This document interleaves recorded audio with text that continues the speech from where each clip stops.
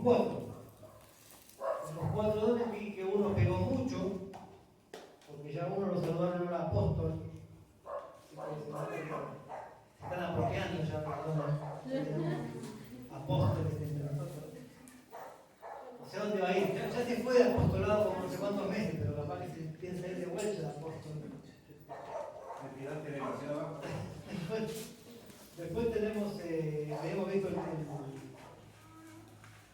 el don de administración, habíamos visto el don de milagros y habíamos visto, más rápidamente, el don que va a ser el don quizás más popular de la iglesia en el futuro próximo, en los próximos años, pobreza voluntaria, ¿no? Es un don que se va a hacer muy popular en los próximos tiempos. Vamos a seguir ahora con otros dones. Como dije yo, no vamos a hacer dones parecidos, porque están ordenados de una manera, todos que son de la misma familia, pero se hace confuso cuando hace uno que es muy parecido al otro, no se nota mucho la diferencia, entonces voy a ir saltando. Entonces para que yo muevo las hojas, pues voy saltando para ir, ¿no? Despertando, porque yo debería tener acá como el pastor Reverendo de Alegría, efectos, pájaros, truenos, pero como no tengo, los tengo que despertar así, temáticamente, ¿no? Bien. Muchos Simpson. Vamos, los directivos se pueden un punto de agua. Ponemos. Sí. Bueno, número uno, vamos a hablar, ya que estamos, de un don que todo el mundo quiere. Todos se pelean, se sacan los ojos por este don. Todos quieren esto. Número uno de la lista, ¿verdad? El don de pastor, ¿no? El más popular. Ahora no tanto, porque ahora ya está, el pastor quedó así relegado, ¿verdad? Hay apóstoles, patriarcas. Pero cuando yo era chico, todos querían ser pastor. Todo el mundo quería ser pastor, ¿no? Así que vamos a hablar un poquito de este don. Vamos a ver algunas controversias muy rápidamente también. Gracias. Gracias del pastor. Don de pastor. Pastor no es una palabra, ustedes saben, o sea, pastoril, a la redundancia, el ámbito de la ganadería, ¿no? No es una palabra técnica que haga referencia a una cuestión catedrática, no. Un pastor, originalmente, es una persona que cuida ovejas, ¿no? Y en la Biblia, en realidad, hay muchas formas distintas para referirse al pastor. Uno es pastor, oimen, en griego, pero hay muchas otras. Otra es episcopos,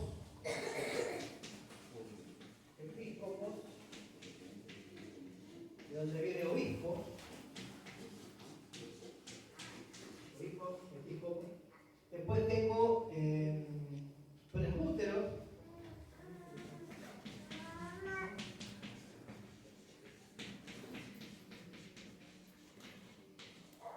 que es anciano. Y creo que sí, esas son las que tengo para ahora. Digamos que estas son las palabras que se emplean en el Nuevo Testamento para referirse al pastor, ¿no? El pastor, el obispo, el anciano, es lo mismo. Es exactamente la misma cosa. Esto es un término, como le digo, un término de la ganadería, el pastor en el sentido poético, digamos, de las ovejas. Estas son palabras más técnicas, una persona que supervisa, ¿no? Y un anciano, porque en general los primeros pastores eran elegidos entre las personas con más experiencia, eran gente mayor. Y una cosa curiosa si ustedes estudian el Nuevo Testamento van a ver que cuando se refiere se dice que había ancianos en la iglesia. En general se buscaba que las iglesias no tuvieran un solo pastor, sino que tuvieran varios, no muchos, pero varios. Claro, cuando la iglesia empezó a crecer, ya no había gente con experiencia suficiente y empezó a quedar uno. Pero en muchas iglesias solía haber un grupo de ancianos, un cuerpo pastoral, ¿sí? Ancianos. Y de hecho hay una cuestión curiosa, que las iglesias pentecostales hoy a los diáconos le dicen ancianos. Pero en la Biblia los ancianos no son diáconos, los ancianos son pastores, ¿sí? Son los pastores de las iglesias. O sea que estas tres palabras, donde viene la palabra presbiterio, o donde viene la palabra episcopal, son todas sinónimos, ¿sí? Bien, ¿qué es exactamente un pastor? El pastor, aclaramos, no es la cabeza de la iglesia, ¿sí? La cabeza de la iglesia es Cristo, pero es clave en la iglesia, así como es un sistema nervioso, ¿no? Bíblicamente es el ángel de la iglesia local, como dice Apocalipsis capítulo 2. Un avión no vuela sin alas, sin motor, sin estabilizadores, pero tampoco sin piloto. O sea, quien pilotea el asunto es el pastor. El viejo mito del pastor, esto sale del libro, hay un antiguo mito del pastor omnicompetente. El pastor no puede tener, ni debe tener todos los dones espirituales. O sea, imagínense que no puede tener todos los dones del pastor. Siempre se esperaba que el pastor tenía que ser el evangelista, tenía que ser el maestro, tenía que ser todo. Pero no, el pastor no puede tener los dones y ni debe tener porque se termina enfermando. Además es contradictorio, que ¿cómo puede tener el don de celibato el pastor? Ahí hay cosas que no cuadran, ¿no? Bien, entonces no existe un pastor que tenga todos los dones, ¿no? Omnicompetente, como dice acá. El pastor tiene que tener algunos, además del don de pastor, algún pequeño grupo de dones que es discutido cuáles son los dones fundamentales para ser pastor. Porque ser pastor no alcanza con tener el don de pastor. Hay que tener otros equipamientos para ser pastor. Entonces, está discutido, bueno, si tiene que tener este, no tiene que tener este otro. El autor, donde yo tomé la mayor parte de estas cosas, coincide, y yo creo que coincido con él, en que son dos los dones fundamentales que el pastor debe tener sí o sí, además del don de pastor. Y otro que sería bueno tenerlo, pero podría sobrevivir sin ellos. Vamos a ver después eso. Pero, ¿qué es el don pastoral? El don de pastor es la habilidad especial que Dios da a ciertos miembros del cuerpo de Cristo de asumir la responsabilidad personal de un grupo de creyentes por el bienestar espiritual durante un periodo largo. ¿Sí? Hacerse cargo del bienestar espiritual de un grupo de creyentes durante un periodo largo. Que pueden ser a veces años, ¿no? El término pastor nos queda un poco lejano en nuestra cultura moderna y occidental, pero el pastor está directamente relacionado con el bienestar de las ovejas. Ellos alimentan, dirigen, protegen y restauran. Hay varias palabras médicas usadas como sinónimos por pastor, puede usarse anciano, presbítero, supervisor, obispo, todas ellas significan pastor. El pastor no debe tener debilidades de carácter que lo debiliten o lo hagan caer.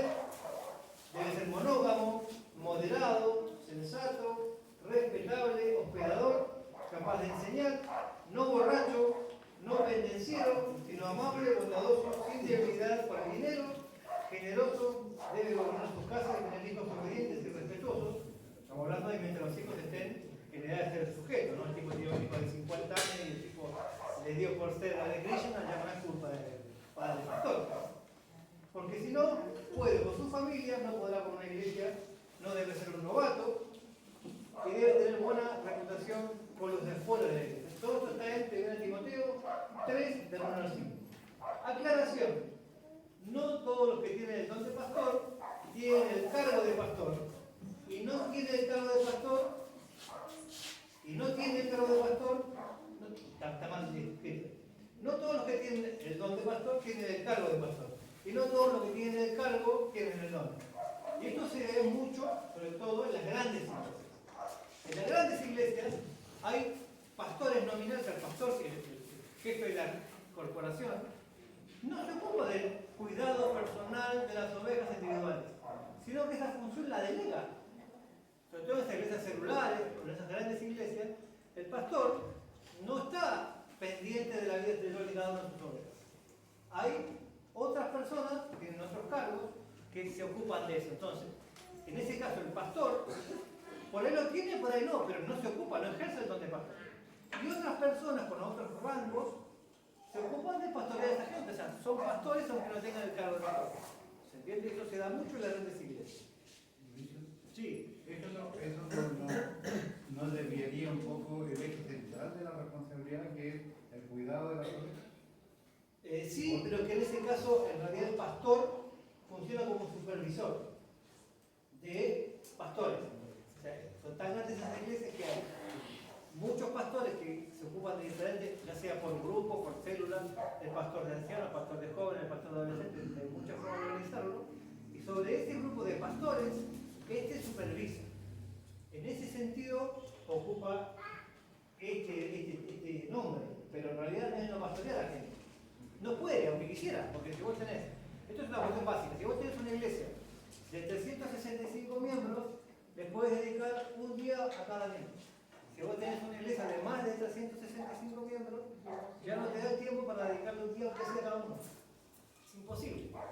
Entonces, hay que buscar la vuelta para que estas iglesias funcionen. Y esta es una forma que se da mucho. Esto es una cuestión descriptiva, no estoy diciendo que esté bien o que esté mal. Esto se da en las iglesias grandes. ¿Sí? Yo no estoy opinando a favor ni en contra. Bien, otra cosa, y acá se viene la tormenta terrible. ¿Puede haber pastoras? ¿Puede haber pastoras? Porque, miren, después un caso que pasó hace semana pasada o hace un par de semanas atrás. La Convención Bautista del Sur de Estados Unidos es la denominación evangélica más grande de Estados Unidos. Dentro de la Convención Bautista de Estados Unidos había una iglesia que es la más grande de esa convención, la que tiene más miembros. Y el pastor de ahí es un pastor grande, anciano, y ya se va a retirar porque está enfermo, está viejo. Así que él nombró a los sucesores que le van a quedar en su cargo. Nombró un pastor principal y 2 pastoras. La Convención Bautista del Sur expulsó a la iglesia de la convención. A la iglesia más grande, con más miembros de la convención, fue expulsada por haber nombrado a 2 pastores. Así está la cosa. Hay iglesias donde hay pastoras, hay iglesias donde no. ¿Puede haber pastoras o no? Sí. Sí. ¿Basado en qué? En que si no, los hombres no toman su lugar, si no toman el lugar que tienen que tomar, no toman. Pero bíblicamente parece que no está. Sí. ¿Puedo dar mi parecer o A ver. quiero a los hermanos? Por ahí los perdés, pero da igual. Igual voto por la hermana. Yo creo que eso está directamente relacionado con la actividad que haga la señora del pastor en este caso.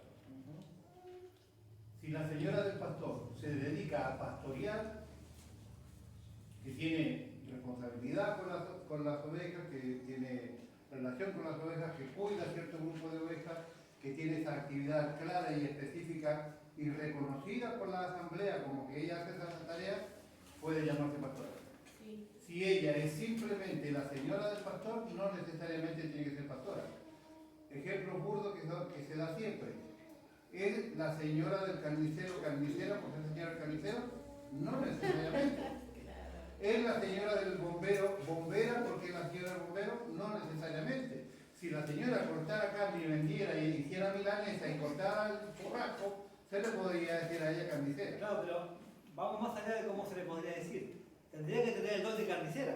Claro, tendría que tener el don. Entonces estamos hablando del don. Tendría que tener el don de pastor. Por eso, Pastora, sí, por eso decía que si esa tarea pastoral es reconocida por la persona, claramente se le puede llamar pastora. Pero no necesariamente por ser la señora del pastor tiene el rótulo de Sí, eso pastor. estamos de acuerdo ahora. Pero esa mujer tiene que tener el don de pastor para poder hacerlo. Claro. O sea que existe el don de pastor en mujeres. Claro. ¿No? Porque si esa mujer ejerce el pastorado, estamos de acuerdo en esto. No por ser esposa, no todas las esposas de los pastores son pastoras. Por más que se les diga pastor a todas, no todas tienen el don de pastor. Pero hay muchas que sí. Ahora, esta mujer que tiene esa actividad, como dice él, tiene el don. O sea que el don de pastoras existe en las mujeres. Sí, yo. ¿Puedo ser pastora sola? Es tramposo como él. No. Es tramposo como él. Siempre digo lo compañero. No, Sí. No, ¿por qué no? porque al pastor se le exige que esté casado. Exacto, porque tampoco puede ser pastor solo el hombre. El hombre tampoco puede ser pastor solo, tiene que estar casado. Exactamente. Vamos a ver algunos casos particulares. Pero el hombre tiene que estar casado tampoco. No puede haber pastores Es mi solteros. ídolo ya. No puede haber pastores solteros, no. Porque, dicho, los requisitos de pastor es el marido de una mujer. Exactamente. De una sola mujer. Porque tampoco puede tener varias. Una sola. ¿No? O sea que tiene que ser casado porque si no puede manejar su casa, no puede manejar la iglesia. Así como no puede haber un hombre con pastoreando solo. Hay casos, por supuesto, se le murió la esposa, quedó viudo. Hay casos excepcionales. Por supuesto que siempre se recomienda que si el hombre, el pastor está solo, no conviene. ¿Sí?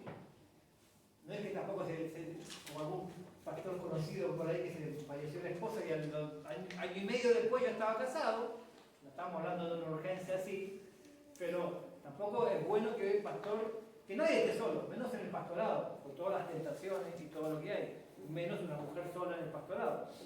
Hay otro caso, una pastora que no recuerdo el nombre ahora. Ella tenía el llamado de pastor junto con su marido, se casaron y ministraban. El marido cayó en pecado. ¿Qué tenía que hacer ella? Porque de hecho su denominación le exigió que renuncie. Y ella se fue de la denominación. ¿Por qué tenía que renunciar a su ministerio? Que ella no pecó, y no cayó, y no fue infiel por la infidelidad de sus esposos. Y ella continuó durante mucho tiempo siendo pastora sola, hasta que después se casó con otro hombre, sola, porque ella fue fiel a su llamado. El marido no. Entonces tampoco hay que ser tan legalistas, porque ¿Qué hay pasó con el marido? casos y el marido quedó fuera del ministerio. Yo no fue nunca más pastor. Pero, ¿por qué tenían que renunciar ella No, ella no. cuando ella no cometió el error? ¿Sí? Hay un montón de casos. Cada caso no hay que ser tan tajante. No hay una regla específica. Es que las denominaciones sí tienen reglas, pero bíblicamente hablando hay que ser un poco más Yo me refiero a la flexible. escritura, o sea, que debe analizarse cada caso. Exacto. Bueno, yo tengo algunos ejemplos. Tengo el caso de Priscila. Veo que siempre se habla de Priscila en la Biblia. Priscila y Aquila. Pero Priscila es la mujer y Aquila el hombre. Pero siempre se habla de Priscila primero. Y Priscila y Aquila fueron los que fundaron la iglesia de Éfeso. Ellos tenían la iglesia en su casa. Y ellos fueron los que, Priscila y Aquila, Priscila primero, fue la que agarró a Apolos, que era un gran predicador, pero no la tenía muy clara, y le enseñó a Apolos para que sea un gran predicador, y después todos decían, yo soy de Apolos, yo soy de Pablo. ¿Quién le enseñó a Apolos? Priscila. O sea, esta mujer era una mujer muy importante en la iglesia. Después tengo otros casos, ¿no? Después tengo los famosos casos, bueno, famosos. Yo no lo conocía mucho, pero resulta que hay una polémica de 2000 años con este asunto. En Romanos 16:7 hablan de... Alguien que me lea, por favor, Romanos 16:7. ¿Qué dice? Porque ahí no me voy a entrar en el tema de la traducción, hay una polémica por traducción también. ¿Qué dice Romanos 16:7?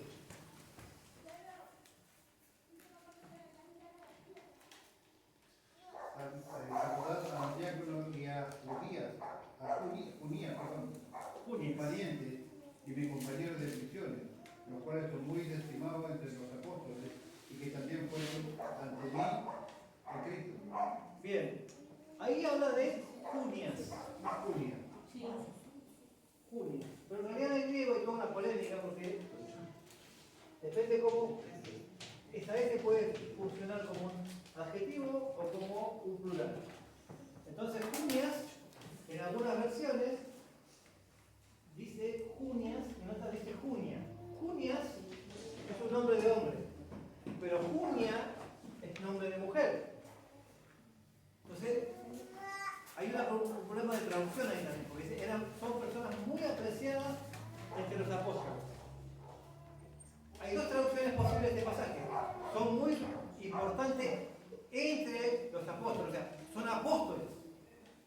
Apóstoles importantes. Dentro de los apóstoles son de los apóstoles importantes. O son apreciados por los apóstoles. Hay dos formas de entender. Muchas personas defienden que Junias era un apóstol. Pero Junias, dicen otros, no era un hombre. Era Junia, una mujer. Esta polémica tiene 2000 años. Pero si uno va a los padres de la iglesia, o sea, la generación posterior a Pablo y a Juan y todos esos, siglo II, en el siglo II, todos consideraban y hablaban de Junia como una mujer. Así que lo más probable es que Junia no era Junias un hombre, sino Junia una mujer. Muy importante entre los apóstoles. No estamos seguros, y el texto no permite decir que era apóstol la mujer, pero sí que era una mujer muy importante en la iglesia primitiva.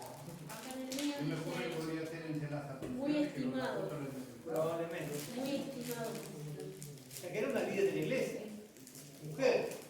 Después tenemos el caso de Febe, Romanos 16:1, que es la que llevó la carta de Romanos, en la que portaba la carta, y Pablo dice, le recomiendo que a la hermana Febe, que era diaconisa de la iglesia de Cencrea, era diaconisa de la iglesia, era la emisaria de Pablo, era la portadora de la carta de Romanos, y probablemente fue la primera persona en leer en público el libro de Romanos.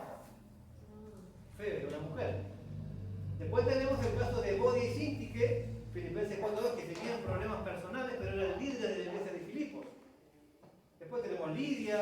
Después tenemos mujeres que profetizan, ahí en Hechos 21-19 dice que Felipe de Evangelista tenía 4 hijas profetizas.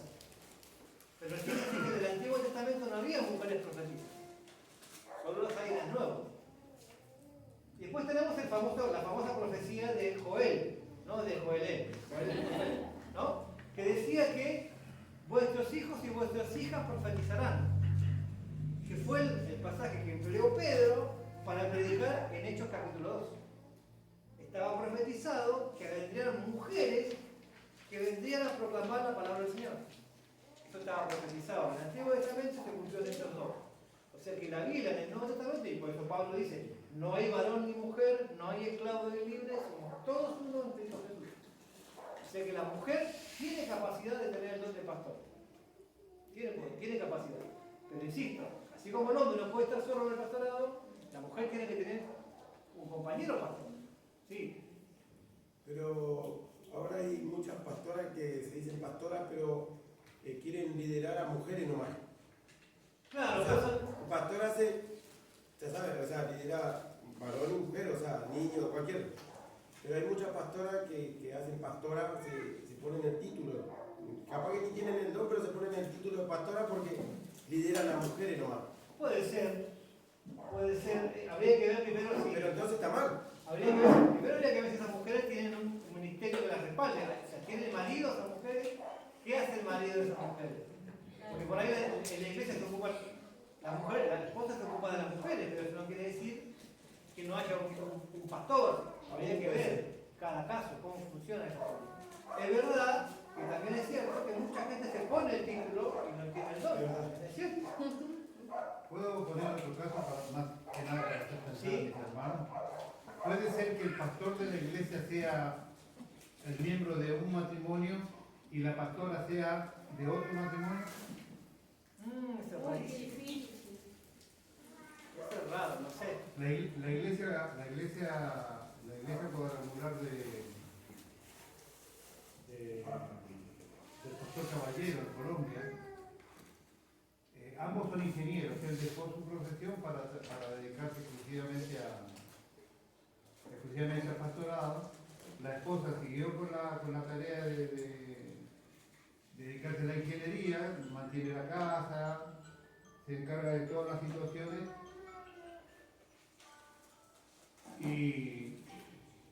Y otra miembro de la iglesia que también se congrega con el esposo en la misma iglesia, pero ella fue llamada al pastorado. Y ella pastorea y el pastor Caballero pastorea también, que son de distintos matrimonios.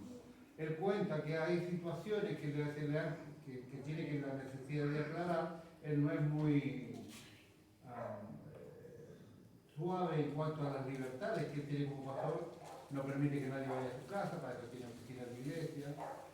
Por ejemplo, y de repente se encuentra con un hermano nuevo de la iglesia en un determinado restaurante, pues la señora, que nadie la conoce como pastora, dice, claro, el pastor estaba con otra mujer, que en realidad es la mujer, pero porque la pastora es otra, o sea, pero eso sí está aceptado incluso por la Asociación de Iglesias Cuadrangulares de Colombia. Qué raro, no lo había visto. Pero eso que dice el pastor, eso no sería como que no hay una armonía.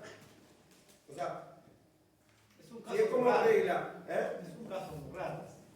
por eso, o sea, si es como regla, que hay que cumplir regla ahí, entonces sería como un desorden. Y Dios No, pero dice que no fíjate que la es regla dice marido de desorden. no dice marido de una pastora.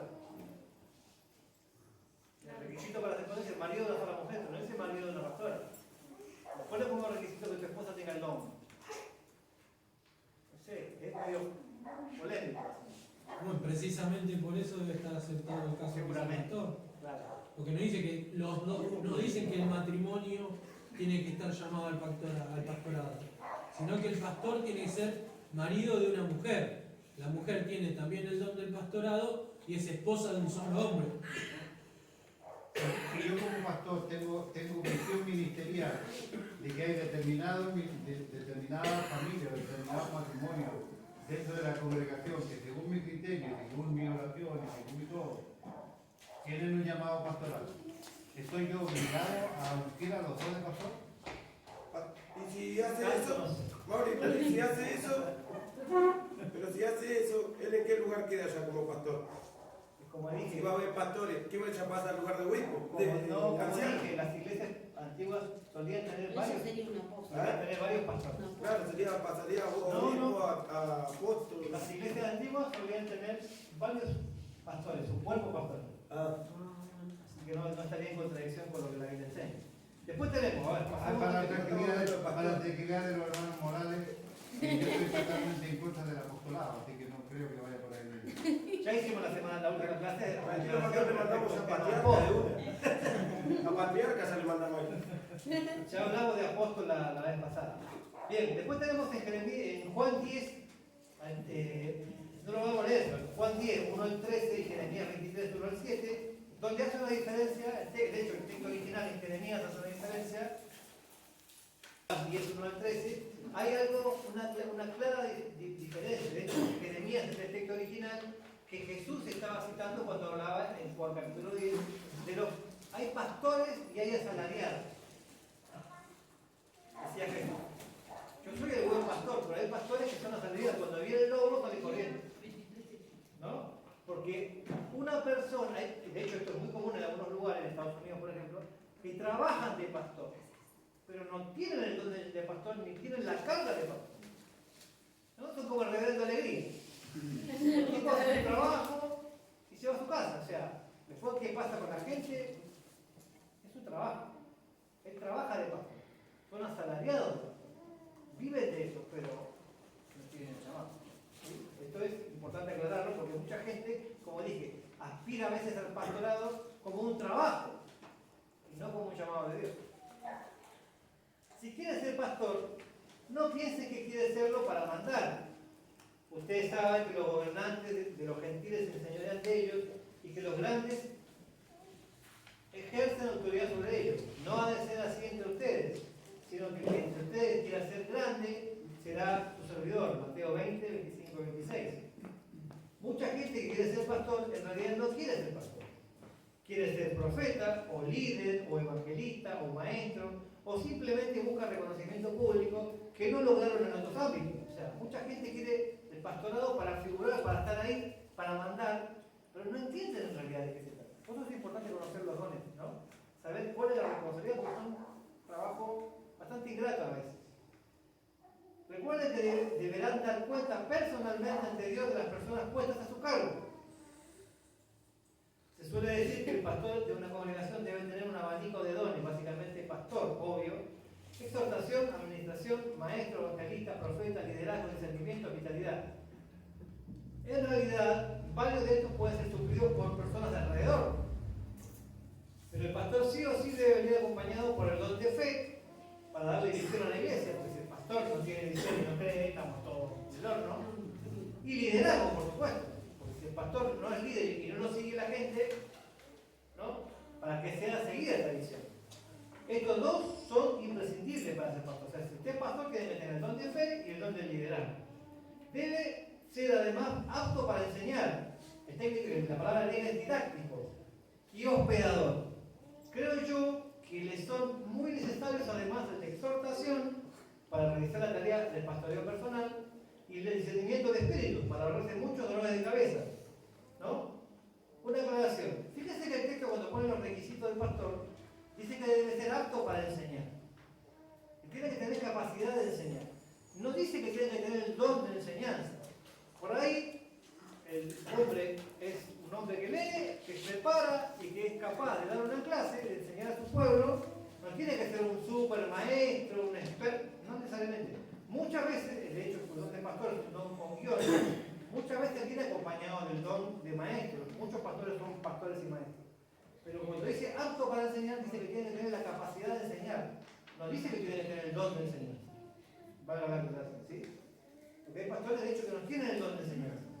Se lo estudian y se dan maña para enseñar, pero no tienen el don de enseñar. ¿Sí? Pero el texto no dice que deben tener el don, dice que es apto para enseñar. Hospedador.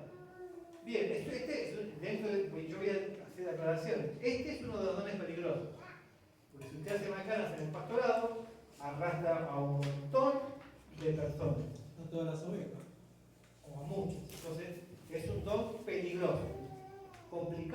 tomarse a mí.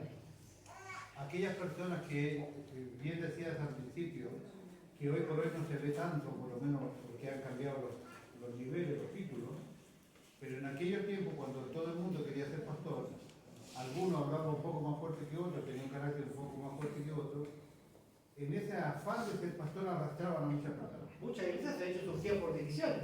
¿Cuántas iglesias surgieron por divisiones? Se peleó, a un hermano más enojón, agarró, se llevó varios y se hizo una iglesia. O sea, muchas iglesias surgieron. Pasamos a otro don. Este es un don muy necesario y muy menospreciado. El don de servicio. Muchas traducciones de la palabra griega por este don dan ministerio, que es literalmente correcta. Pero como ministerio es más bien una palabra técnica en nuestro lenguaje corriente, creo que da menos lugar a la confusión si se le llama servicio. En muchos casos, este don tiene muy poco que ver con la persona a quien llamamos ministro y con el sentido de su labor, ministerio. En realidad la palabra griega es diáconos, la palabra ahí en servicio.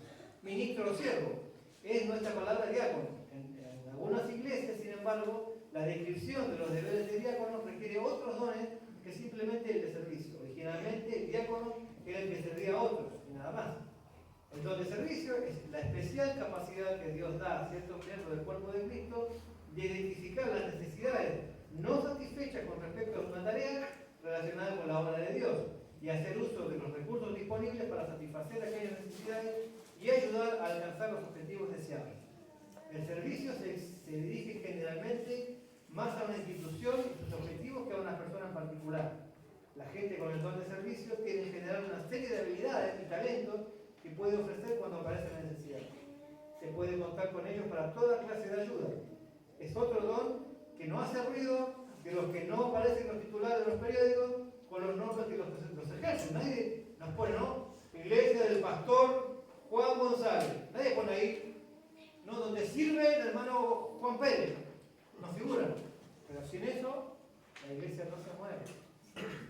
Sin el talento, la habilidad y la disposición de las personas que tienen todo el servicio, la iglesia no funciona.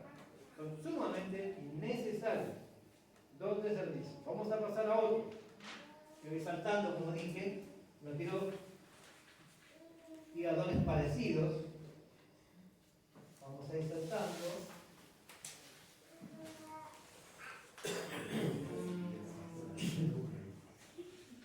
Mori, me quedó una de pensando en eso de la pastora. Sí. Sí. Es más, yo creo que no debería ser porque hay una parte de la Biblia que dice la mujer en la congregación calle, listo, con eso, listo. Esa es una discusión que no vamos a hacer ahora, pero en realidad hay una cuestión que aparentemente no estaba en los manuscritos más antiguos, aparentemente. Es más, tiene que ver, toda esa situación tiene que ver con el contexto de la sociedad de cultural esa de la época. ciudad, particularmente de una ciudad, de Corinto, donde había un problema muy serio de autoridad. Tiene que ver con esa situación particular y no tiene que ver con toda la iglesia, porque como hemos visto, había un montón de mujeres que ejercían autoridad en las iglesias. O cotorreaban demasiado. No. Ay, Entonces, qué feo. evidentemente era un problema de Corinto, donde había un problema muy serio, de muchas clases, ¿no? Bueno, vamos a ver un poquito el don, dos dones. Vamos a ver el don de fe, ya lo mencionamos. ¿De qué se trata? Hay dos dones espirituales que un pastor de una iglesia próspera necesita, son muy significativos, y fe es uno de ellos y el otro es liderazgo. La visión puede venir como una revelación profética, pero perseverar en esta visión solo se logra con esta clase de fe. Porque como sabemos, hay muchas clases de fe. O sea, yo necesito una fe para salvarme, porque sin fe es imposible. Pero después está la fe para hacer milagros. Después está la fe del don. O sea, hay muchas clases de fe. Este es el don de fe.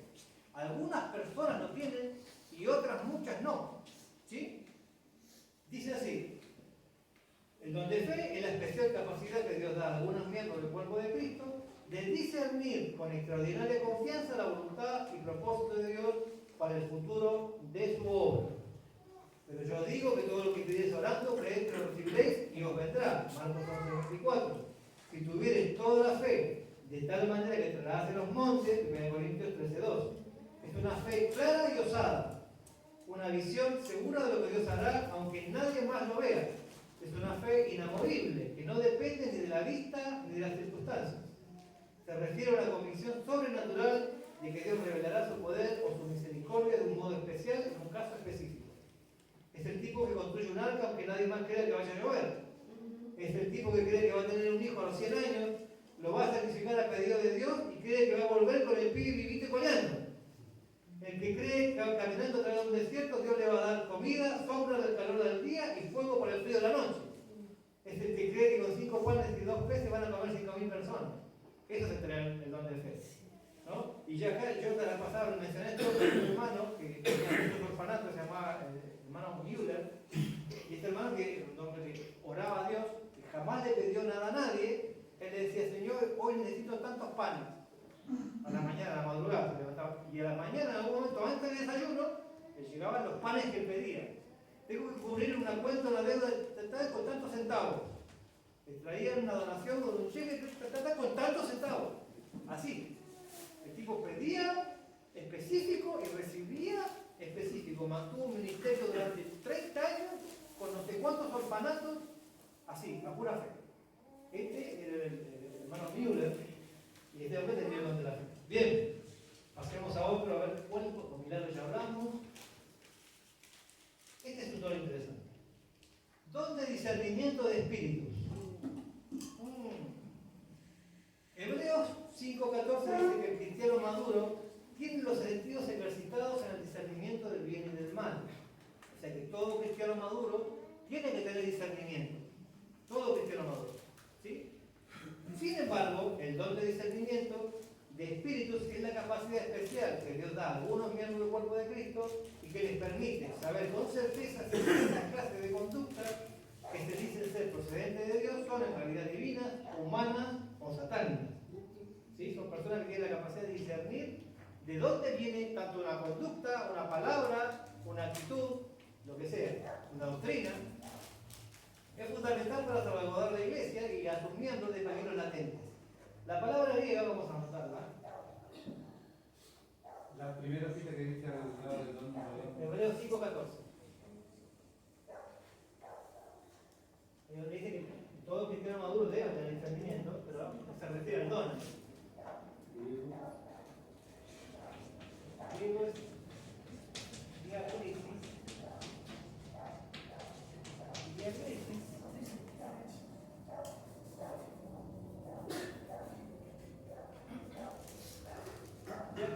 es la raíz en realidad, que significa opinión judicial.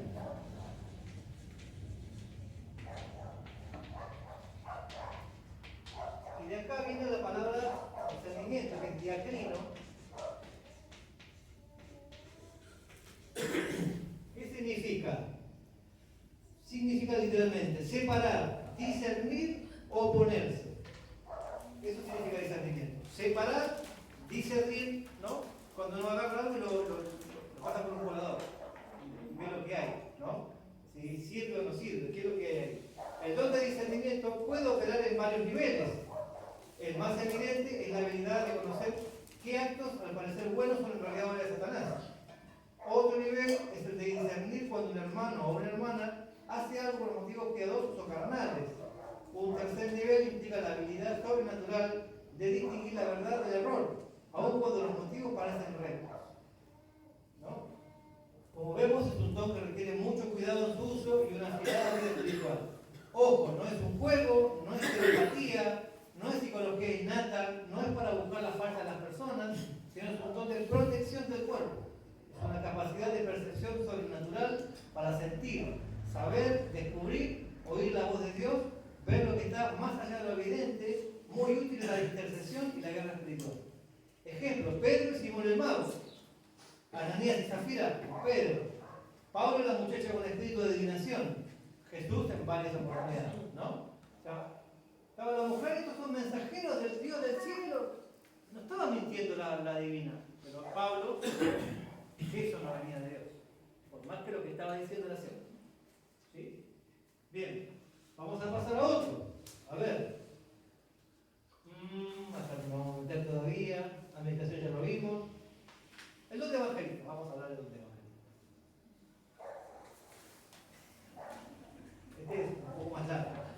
importante. El don de evangelista es mencionado en la lista de Efesios 4:11. En este contexto, como se indicó antes, se refiere específicamente al cargo de evangelista. Pero como en la misma lista el profeta se supone que tiene el don de profecía y el apóstol el don de apostolado y el maestro el de enseñanza, no parece descaminado pensar que el evangelista ha de tener el don espiritual de evangelista. El don de evangelista es la capacidad especial que da Dios a ciertos miembros del cuerpo de Cristo de hacer partícipes del Evangelio a los no creyentes, de tal forma que hombres y mujeres sean discípulos de Jesús y miembros responsables del cuerpo de Cristo. ¿Tienen un deseo intenso de participar con usted con otros? No pregunto si quieres ver a la gente que viene a Cristo. Muchos cristianos quieren ver una vida cambiada. Pero personalmente, ¿disfrutas hablando a otros de Cristo? La segunda pregunta es, ¿ves resultados? Y no solo se trata de grandes evangelistas, predicando a las multitudes, los hay de muchos tipos. Muchos añaden que no se conforma con proclamar y lograr decisiones de fe. Busca ser discípulos, que la gente se transforme en seguidor de Cristo. Son esas personas que son predicadores compulsivos de Cristo. Donde van, ¿no? Hablan de Cristo. Donde a quien va, le predican.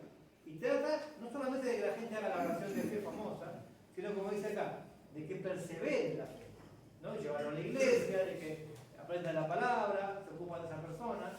¿Bien? Estudios de doctores imprescindibles y necesarios. ¿Proyección o no proyección? ¿Se acuerdan que hablamos la vez pasada de proyección? Que muchos dones se proyectan. La gente que tiene un don quieren que todos tengan el mismo don. Ahora, en el caso de evangelismo, nos mandan a todos a predicar, ¿o no? Por eso podés evangelizar, pero no tener el don de evangelismo. Bien, muy bien. ¿Quiénes deben testificar? Todos. ¿Y entonces, son todos evangelistas? No, y eso es evidente.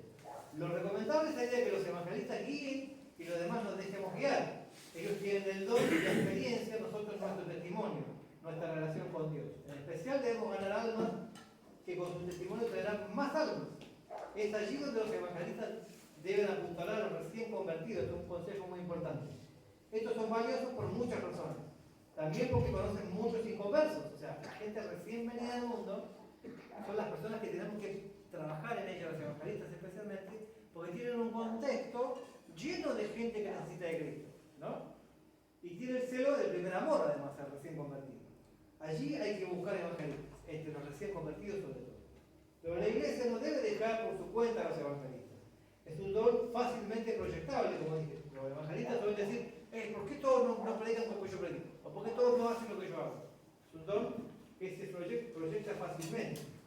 Ahora, la pregunta es, ¿quiénes deben evangelizar? Todos.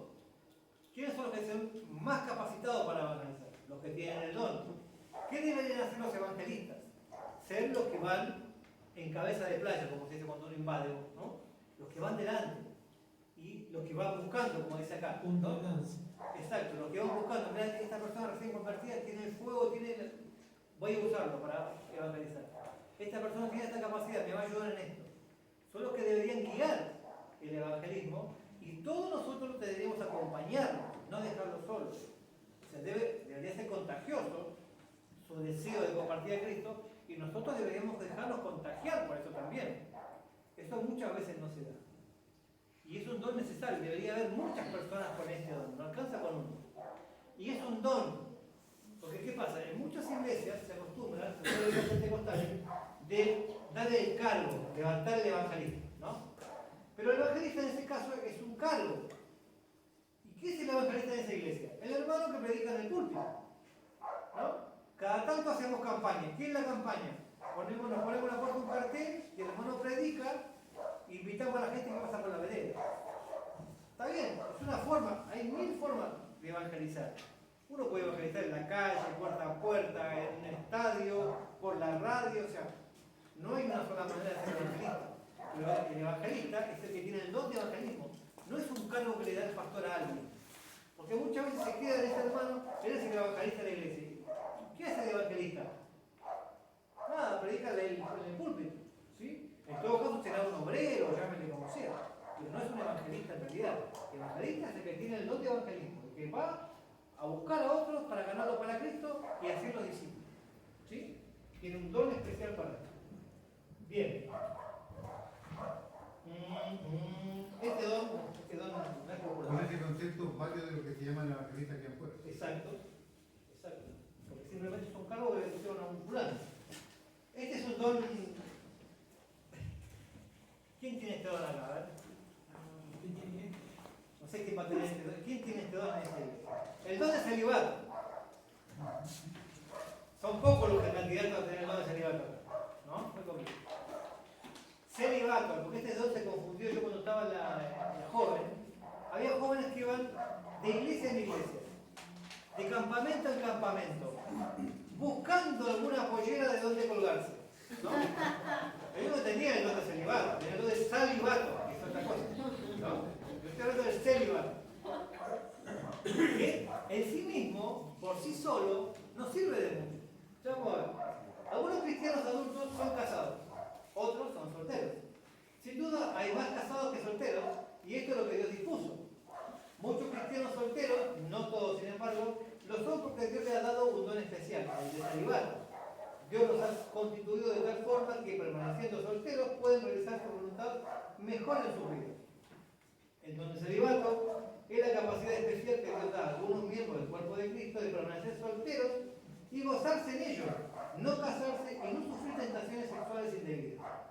Si usted es soltero y desea en el fondo de su corazón ser casado, y lo haría si se presentara la oportunidad para ello, cualquiera sea, lo más probable es que no tenga este don. Si usted es soltero y se encuentra frustrado por impulsos sexuales no satisfechos, probablemente no tiene este don. Pero si no le molesta ninguna de las dos cosas, alégrese. Usted quizá ha encontrado uno de sus dones espirituales. Esto es un don muy raro, pero hay personas que lo tienen. El texto bíblico para este don se encuentra en 1 Corintios 7:7. Allí Pablo habla de su propio estado de célibe y lo llama carisma, lo llama don espiritual. Un don espiritual. Los hombres y mujeres que permanecen solteros son parte del plan de Dios para su pueblo y deben ser aceptados y honrados como tales. Ha de notarse que no se necesita ningún don especial para casarse, tener relaciones sexuales y subir una familia, y constituir una familia. Dios ha hecho a los seres humanos, incluidos los cristianos, con órganos y glándulas y pasiones que les inducan a casarse y hacer lo que naturalmente todos hacen. Acá un ejemplo, ¿no? Los shakers, ¿cómo se conocen en español? Los que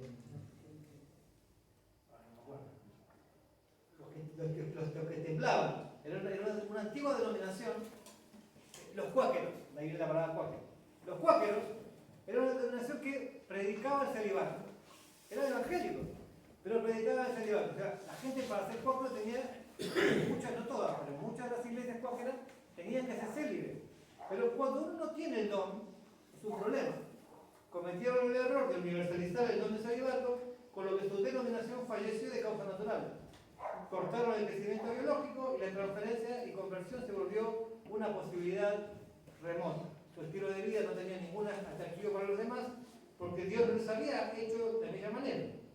La Iglesia Católica ha perpetuado también una aplicación no bíblica de los dones, requiriendo que todos los clérigos o sacerdotes permanezcan célibes, tengan el don de celibato, y así las consecuencias que vemos en la Iglesia Católica de gente haciendo desastres porque pretenden imitar un don que no tienen.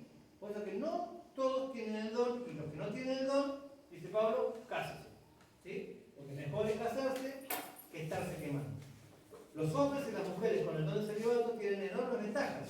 Pablo insiste sobre ellas en 1 Corintios 7. Allí menciona, por ejemplo, que los cristianos con el don de celibato pueden en realidad servir al Señor mejor que los que no lo tienen, porque no tienen que preocuparse de agradar al cónyuge o a la familia. El celibato es uno de los dos dones que no tienen ningún mérito en sí por sí. En otras palabras, no hay ningún mérito en no casarse si esto es todo. El no casarse debería permitir al hombre y a la mujer ser más eficientes en el uso de los dones que Dios le ha dado como individuo. Debe entenderse esto así y usarse a la luz de lo que ayude y contribuya a hacer en otras acciones en el cuerpo de Cristo. ¿Entiendes? O sea, en sí mismo, no casarse no tiene ninguna ventaja. La ventaja es que si vos tenés el don para no casarte, tenés el tiempo y la dedicación exclusiva para el Señor. Se tiene que ir acompañado ese don de algo más. ¿Sí? Por sí solo, no se casó, no es ningún don en sí mismo. No hay ningún solo para que no te tengan plata. Pero, bien, ¿qué otro tenemos acá? No voy a estar, tengo unos dones polémicos, pero no me quiero meter en polémicas. Usted me dice el tiempo. Usted me avisa, por favor. La lista ya lo vimos. 1:30. 8:30. ¿Tenemos que terminar? No, digo. Ya terminamos, ya terminamos. El último y terminamos. No te digo por determinar, si yo te digo. Profecía es muy largo. Profecía es muy largo, no me quiero meter ahora. Lo dice ya lo vimos. Hasta los 10 no queda tiempo. No. El don de enseñanza, vamos a hablar de esto.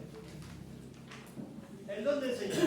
El don de enseñanza es la capacidad especial que Dios da a ciertos miembros del cuerpo de Cristo de comunicar información significativa para la salud y ministerio del cuerpo y de sus miembros de tal manera que otros aprendan. ¿Cuál es? El don de enseñanza. El don de enseñanza viene de muchas variedades. La enseñanza implica una ocupación regular, siempre igual, con tiempo dedicado al estudio y preparación en abundancia. Es un don con una seria advertencia. Santiago 3.1 que dice: no os hagáis maestros muchos de vosotros, porque tendréis mayor condenación. Es un don peligroso, porque así surgieron muchas sectas con falsos maestros. ¿Sí? Por lo tanto, tiene una seria advertencia. Recibiréis mayor condenación. Ojo. Por eso todo escriba que se ha convertido en un discípulo del reino de los cielos es semejante al dueño de casa que saca de su tesoro cosas nuevas y cosas viejas, dice Mateo 13:52. Jesús estaba explicando cómo es un buen maestro. Un buen maestro no es que tiene todo nuevo, tiene que estar innovando todo el tiempo, ¿no? Porque es imposible. No podemos estar creando todo el tiempo cosas nuevas. Pero tampoco es uno que siempre agarra lo viejo y todo el tiempo dice lo mismo, porque se torna aburrido. Un buen maestro es una persona que toma cosas nuevas y cosas viejas de la manera correcta y los muestra como un tesoro. ¿Sí? Esto es lo que Jesús dice en Mateo 13:52. Es un don que requiere preparación humana y espiritual. El maestro siempre está aprendiendo y pensando: esto deberían saberlo, pero ¿cuál será la mejor manera de explicarlo? Tienden a estar enseñando todo y todo el tiempo. Esto es así porque, ¿no? Porque sí, porque esto, ¿sabes? La historia detrás de esto, ¿cuál es? Mauri, ¿se puede ser maestro sin tener el don de evangelizar o al revés? Sí, los dos dones diferentes. ¿Sí? Maestro es una persona que enseña. Fíjate una cosa, que el maestro está dirigido a los cristianos y el evangelista está dirigido a los no cristianos. Inclusive tienen dos targets diferentes.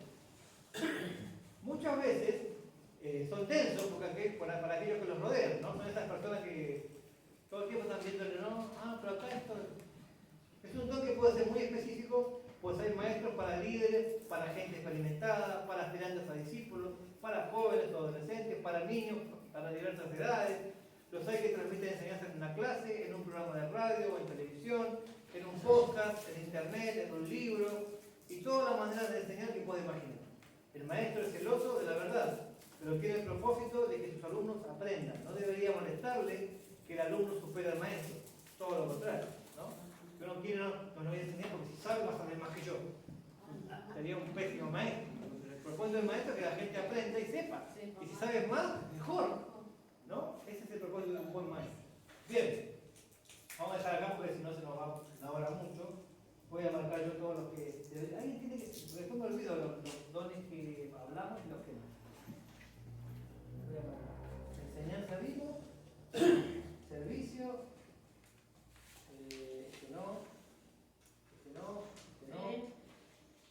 fe vimos y Discernimiento. fe, pastor, milagros de lo que he marcado, discernimiento de espíritu vimos, Evangelismo. evangelismo. Nos faltan varios, celibato. Nadie levantó la mano por el celibato,